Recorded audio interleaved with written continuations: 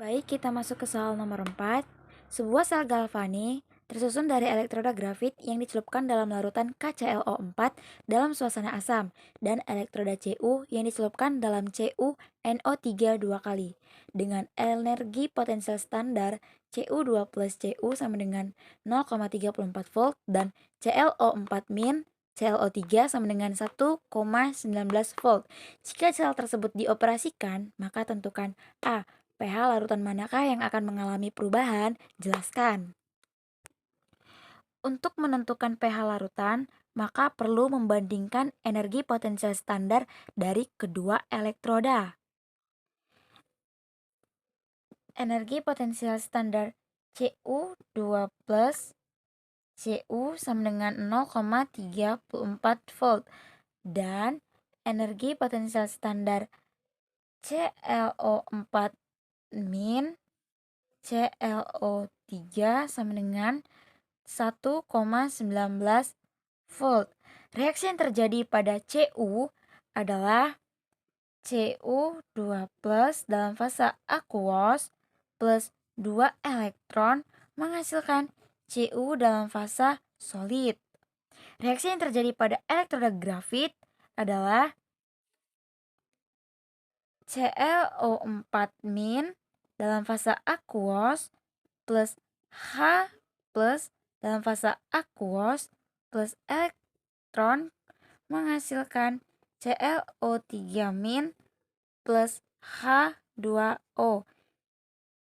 Tadi ini reaksi yang terjadi pada Cu dan ini reaksi yang terjadi pada grafit.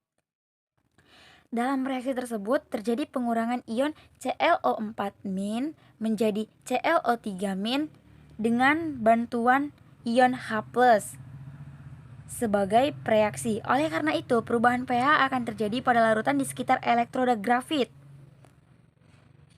Jadi, larutan yang akan mengalami perubahan pH adalah larutan di sekitar elektroda grafit, yaitu larutan KClO4 dalam suasana asam.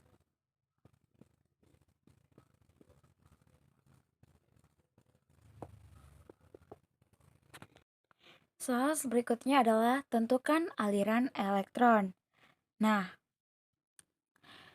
energi potensial Cu2 plus Cu sama dengan 0,34 volt dan energi potensial standar ClO4 min beda fasa dengan ClO3 sama dengan 1,9 volt. Oleh karena itu, elektron akan mengalir dari elektroda Cu ke elektroda grafit. Dari elektroda Cu ke elektroda grafit. Soal berikutnya adalah tentukan massa elektroda yang berkurang atau bertambah. Nah, di sini dalam sel elektrokimia, massa elektroda yang berkurang atau bertambah bergantung pada jenis reaksi yang terjadi di elektroda tersebut.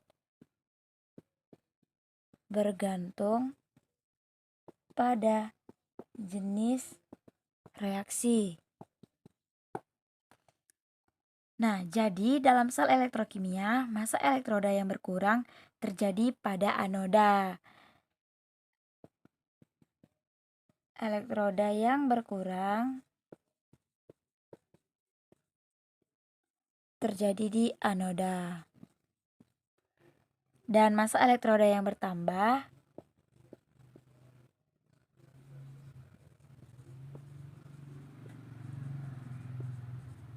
terjadi di katoda.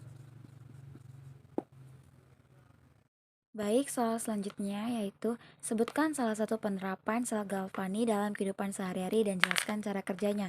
Nah, salah satu penerapan sel galvani itu yaitu baterai. Dan cara kerja baterai adalah yaitu mengalirkan energi dari kutub negatif atau anoda yang merupakan sumber elektron menuju kutub positif atau katoda.